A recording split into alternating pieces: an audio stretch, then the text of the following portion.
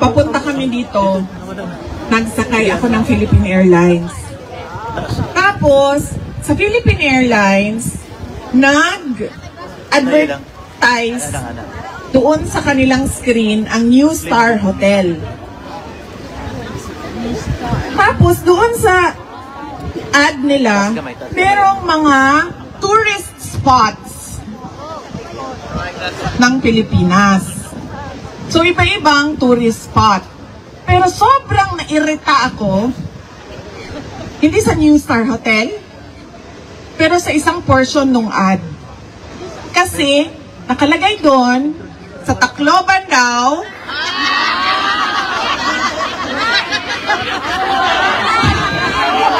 anong tourist spot niyo doon? San Juanico! Diba? Ano ba? San Juanico Bridge. Tourist spot daw ang San Juanico Bridge. Alam niyo ba gaano kahaba ang San Juanico Bridge? 2.6 kilometers. Sobrang irritated ako. Paano naging tourist spot ang 2.6 kilometers na bridge? Ang bridge sa China, papunta sa Shenzhen, papunta sa Macau, papunta sa Hong Kong. Gaano kahaba? 264 kilometers. Yun ang tourist spot. Yun ang modernization. Yun ang infrastructure. Hindi ang 2.6 kilometers na San Juanico Bridge na ngayon, nagkakagulo pa paano ayusin. Diba? Hindi ko alam bakit hindi nakikita yon ng administration. Hindi tourist spot ang 2.6 kilometers. Ang 200... O yan mga kababayan na nakita nyo. Dito po dahil sa birada ni Sara Duterte sa San Juanico Bridge ay galit na galit ang mga panatiko. Mga loyalista na galit. Galit na galit daw ang mga Pilipino. Dahil daw si Sara Duterte daw ay binanatan itong pundasyon daw ng Pilipinas. Pundasyon daw at simboliko ng katatagan at karangyaan ng Pilipinas. Galit na galit sila mga kababayan at sinabi pang mas okay pa itong itong San Juanico Bridge may pakinabang daw. Kay Sara Duterte daw wala. Aba, mga kababayan, galit na galit sila dahil sa birada ni Tatay Digong tuloy. Kasi naalala ko si Tatay Digong sa tuwing magsasalita eh. Ito kasi yung babaeng imahe ni Tatay Digong. Makikita mo talaga yung tunay na tapang dito. Ituloy pa natin mga kababayan paano binuljak ni Sara Duterte yung mga naghahanap na naman ng pagkakakitaan. Kasi mamaya mga kababayan ayon na rin sa sinasabi ng mga netizen yung mga malilikot ang isip. Baka ito na naman yung source of income ng iba. Di ba dati yung mga akap, mga tupad, kung ano-ano pang mga ayuda, bilyon-bilyon ang naipamahagi dyan. Mga kababayan, binira ni Sara Duterte. Naku po mga kababayan, magugulat kayo. Dito nagalit ang mga Bisaya daw at nagalit na daw ang buong Pilipinas kay Sara Duterte dahil sa pangkukutsa daw ni Sara Duterte dito sa hindi ko ma-explain mga kababayan, tourist spot. So, paano daw naging tourist spot to? Kung ikukumpara sa ibang bansa, sa China, 200 kilometers na mas mahaba pa. Ibig sabihin mga kababayan, dito, ang sinasabi ni Sara, gumawa ka ng sarili mong tulay. Hindi yung dekada 70s pa na tulay. Meron namang mga budget yan na maintenance ewan ko yung mga sinasabi ng mga netizen Baka pagkakakitaan na naman yan. Kumikinang na naman na source of income. Nako po mga kababayan, ituloy pa natin ito.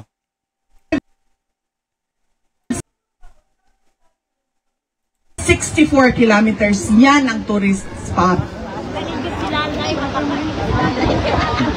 Umutang ka, gumawa ka ng 264 kilometers na tulay sa Pilipinas. Kahit hindi nagkailangan ng tulay, gawan mo ng tulay. Kasi 264 kilometers yan. Tulay, tulay, tulay. Diba? Cagayan de Oro, to Siquijor, to Dumaguete, tulay papuntang Cebu, Cebu papuntang Bohol, Bohol papuntang Leyte, Samar papuntang Bicol, yan.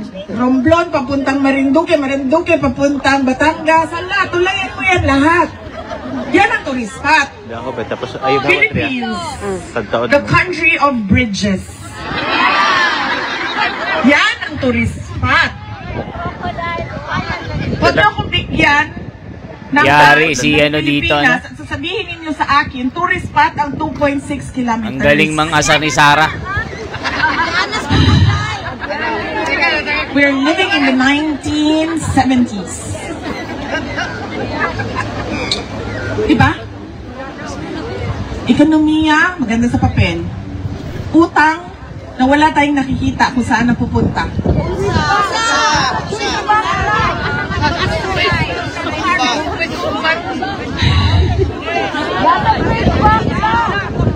Isa pa yan, ma'am. Budget na hindi mo alam kung saan ginastos. Napupunta sa ayuda na napupolitika. Diba? Bakit? Yung pagkahuman ako, nga nag-Nature Republic na hanglak ilangan sa ninyo. Waman lang gani sila kakita, waman lang gani sila nakareklamo, ngano ingana inyong hangad. Pagbuhat mo og tourist spot na 2.6 kilometers. Huwag mo na ulaw sa China? Lingon po ng China, uy. Maulaw po ni sa Pilipinas, uy. Kay 2.6 lang ilahan tulay. I don't know. I do not understand. Why? Why?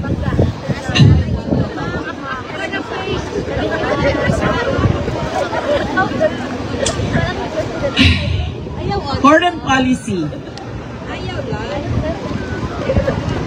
It is Mga kababayan, naku po dito sa banat ni Sara Duterte na ito. Galit na galit yung mga Bisaya daw. Pati daw mga milyong-milyong mga Pilipino na bastusan daw sa ginawa ni Sara. Aba mga kababayan, totoo ba yan?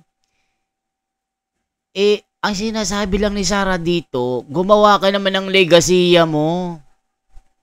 Gumawa ka ng sarili mo, hindi yung dekada 70s pa na tulay. Gumawa ka naman kasi ng sarili mong tulay, hindi yung pinagawan ang tatay mo. Para makita naman na meron kang trademark, yan ang sinasabi ni Sara Duterte. O mga kababayan, kayo na magsabi.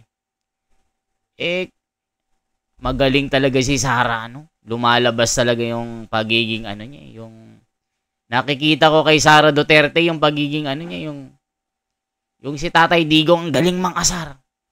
Ang galing mang ano. Kita niyo naman, kita niyo mga kababayan, ha? Nakikita niyo yung narrative, yung lohika. As in, tinatawag dito tapos magagalit kayo kay Sara Duterte kung nagsasabi naman ng totoo. Kay Sara Duterte na rin ang nagsabi, lumobo ang utang ng Pilipinas. Yung mga budget, hindi mo alam kung saan napupunta. Sabi nga ni Sara Duterte, sa ekonomiya, maganda sa papel. Ewan ko. Si Sara Duterte nagsabi dyan, ha? Baka magagalit na naman kay Sara Duterte. Totoo naman ang kanyang mga sinasabi. Ngayon naman mga kababayan, pag-uusapan naman natin yung foreign policy. Bakit ba kailangan na gumitna ng Pilipinas palagi at hindi kumampi sa kahit anong bansa? Lalong-lalo na dito sa gera ng Amerika at Iran at Israel. Bakit ba kailangan nating laging nasa gitna at hindi pumapel na parang malakas din tayo? Naakala mo kayang-kaya nating lumaban sa mga naglalakihang mga nuclear bomb? Meron ba tayong kisame sa langit na gaya ng Israel na anong tawag dito? Yung pagka may tumama sa Pilipinas agad-agad masasalubong, anti-missile system. Yung parang sa Israel at Amerika at Russia. May ganun ba tayo, mga kababayan? Sabi nga ni Rowena Guanzon, dapat meron na tayong ganyan. Napunta lang sa tupad.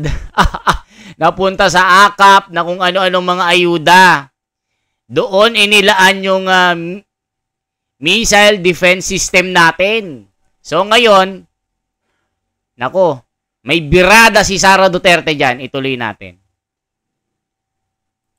Stated in our constitution that we should have an independent foreign policy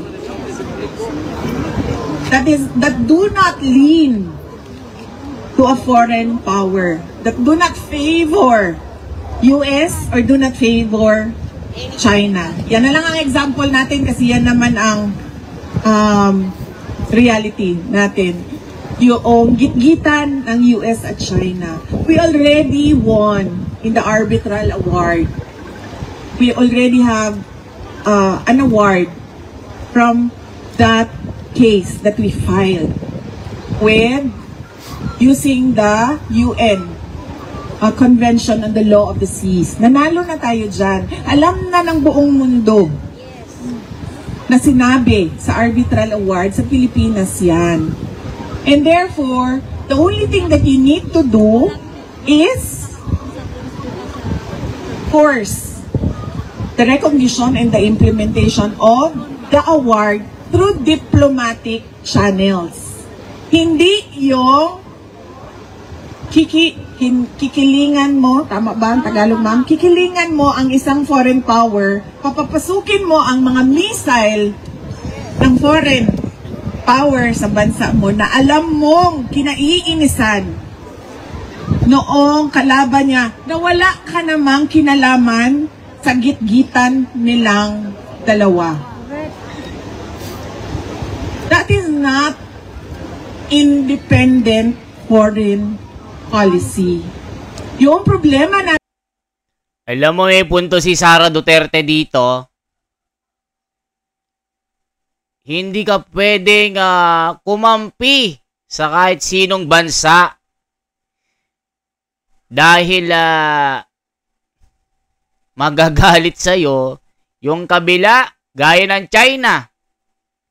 Tignan nyo ang foreign policy ni Tatay Digong noon. Wala siyang kinakampihan. Kaya noon, yung mga mangingisda natin, walang kinukuyog, walang binobomba ng tubig. Pero ngayon, araw-araw na may binobomba ng tubig. Meron pang sundalo na Coast Guard yata ito o Navy na putulan ng daliri. Dahil sa pag-uumpugan ng mga barko, ng mga Philippine Navy, Philippine Coast Guard at ng China vessel dyan. Nung panahon ni Tatay Digong, malaya ang mga taga-Sambales na nangingisda na magpunta sa West Philippine Sea. Ngayon, mga kababayan, tinataboy sila doon. Tapos sabi ni Sara Duterte, inalaw pa na itayo yung mga missile system ng Amerika sa Pilipinas. Naku po mga kababayan, kaya ba yan? Kaya bang idepensa ng Amerika ang Pilipinas pagka nagkaroon ng gera? Sabi nga ng batas ng Amerika magkakaroon pa ng 2 buwan na pag-uusap bago nila i-release itong pagpayag na tulungan ng bansang Pilipinas. Durug-durug muna tayo bago tulungan ng ibang bansa. Kita nyo ang ano? Kita nyo pong Iran, Russia. Diba? Hindi basta-basta tutulong ang Russia sa gera dito sa Israel at Amerika. Alam nyo kung bakit? May gera pa siya sa Ukraine.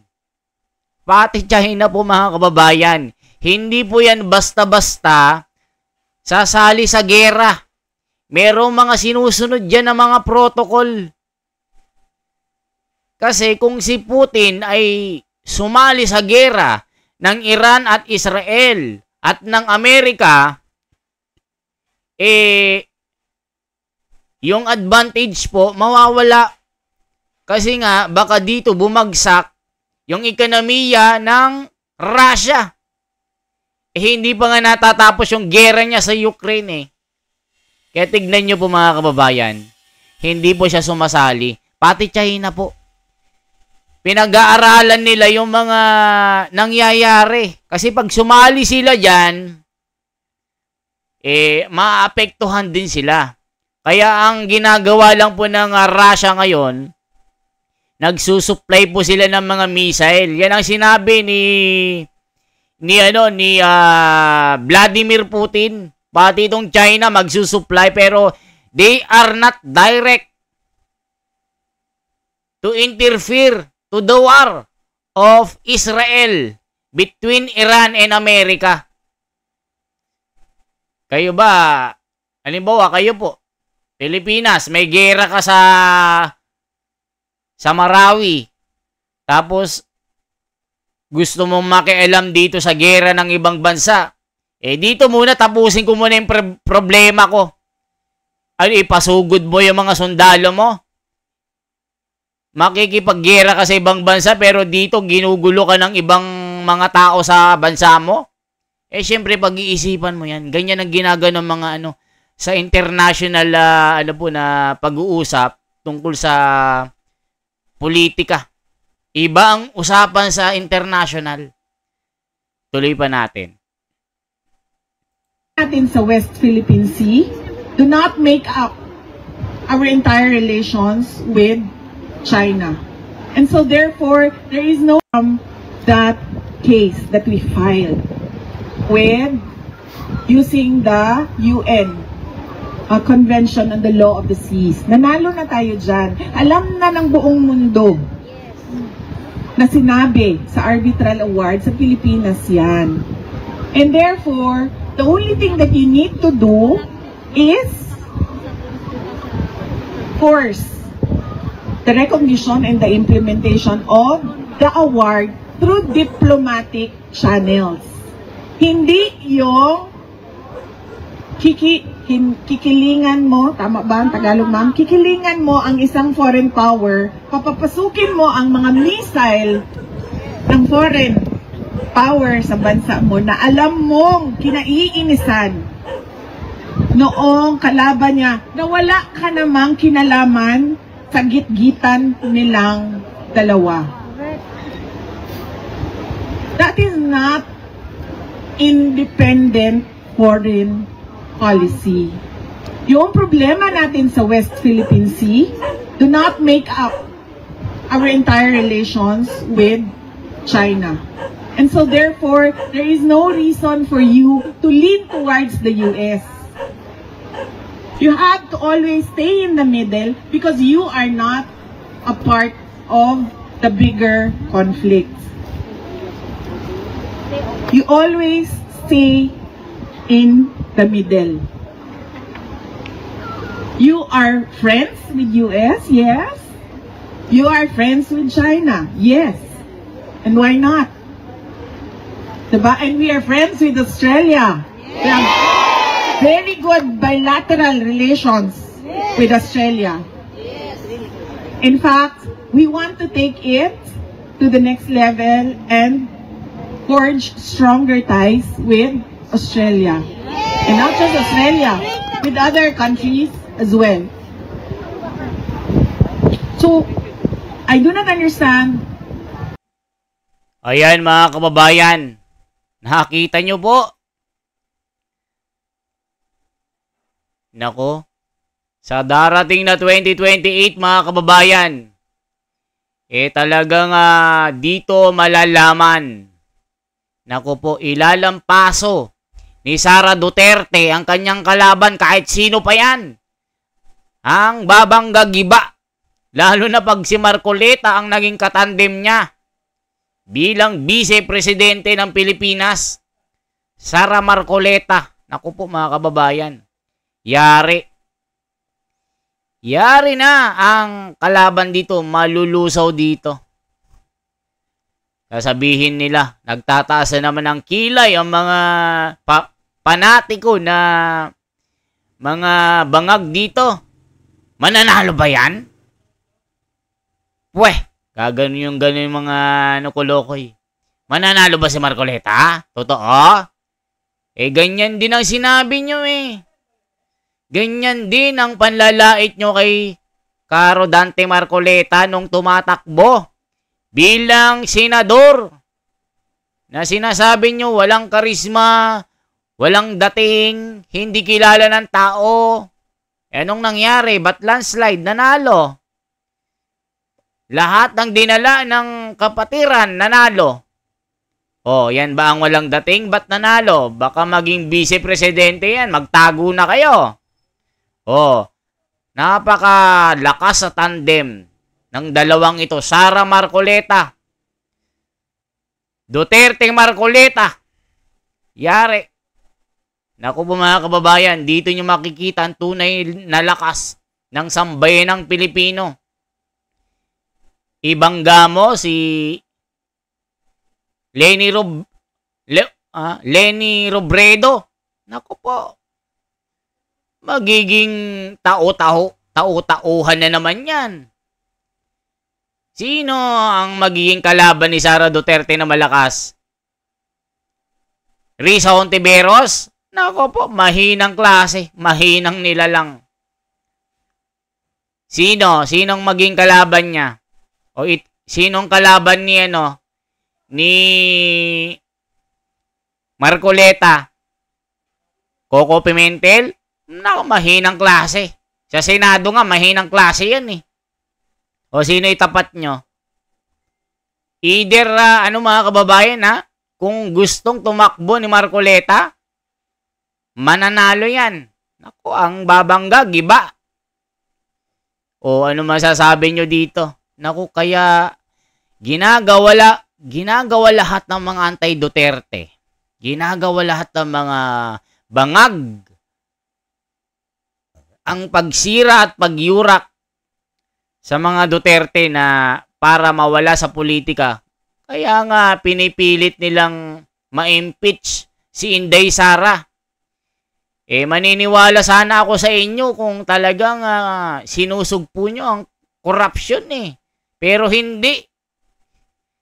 Sinisingle out nyo lang si Sara Duterte na nagnakaw daw ng milyong-milyong pera ng bayan. Ako po mga kababayan, sa dami ng mga korap sa bayan. Bakit si Sara Duterte lang ang hinahabol nyo? Ngayon, dismiss ang impeachment. Natalo sila sa boto sinauli sa kamara anong tawag doon? Parang purchase. Anong tawag doon sa accounting? Purchase, sales, returns, and allowances. Nako po mga kababayan. Kaya galit na galit yung mga pinklawan, dilawan, mga pulahan, mga panatiko, mga makakaliwa. Anong nangyari? Hindi sila nanalo. Sasabihin nila, talo na kayo, yung survey namin. Panalo yung mga manok namin, 12-0. O, nung nangyari? Yung survey nyo, hanggang survey lang. Nung sa final result ng eleksyon, natalo kayo. Kaya nga si Marcoleta, nanalo, by landslide, O, di ba? Hindi nyo nadaya. Yung iba nadaya nyo siguro, pero si Marcoleta, si Bongo, si General Bato, hindi nyo madaya kasi landslide. O mga kababayan, ano masasabi nyo dito? Sa pagbira ni Sara Duterte dito sa San Juanico Bridge ng Leyte at Samar at Tacloban na kinagalit daw ng buong bansa, nagalit daw ang mga Pilipino, binastos daw ni Sara Duterte ang pundasyon daw ng Pilipinas na San Juanico Bridge. Pangbabastos ba yon? Kung may lohika naman, may logic naman na sinasabi. O, kayo na magsabi, ang tunay na pangbabastos, yung pagpapakulong kay Tatay Digong, Pinakulong nyo si Tatay Digong. Inalisan nyo ng karapatan. Nawala ang kanyang karapatan bilang Pilipino. Okay lang sana kung pinakulong nyo dito sa Pilipinas. Pero yung gagawa ng batas, maglilitis, ibang bansa, ibang lahi. Naku po mga kababayan, parang sinabi nyo na yung batas natin hindi siya nag-i-exist. Ay nang masasabi nyo mga kababayan, kayo na ang umusga. Pangbabastos ba ang ginawa ni Sara Duterte dito sa San Juanico Bridge? I-comment nyo po mga kababayan. Once again, ako pa si The Wonder sa Philippines na laging magbabalita sa inyo ng tunay at tapat. Walang kinigilingan. Walang niyuyurakan. Balitang tunay lamang, mga kababayan. Isang like po, isang share, at isang subscribe sa ating munting channel. Mabuhay po ang lahat ng mga Pilipino. Mga taga-Israel na mga OFW. Mag-iingat po kayo. Mag-pray na lang po kayo. Kasi hanggang ngayon, wala pang tulong ng gobyerno. Inaantay pa na maging level 12 alert na mag-ulan-ulan at bumagyo ng missile na mangyayari. O mga kababayan, salamat po sa inyo. Mabuhay po.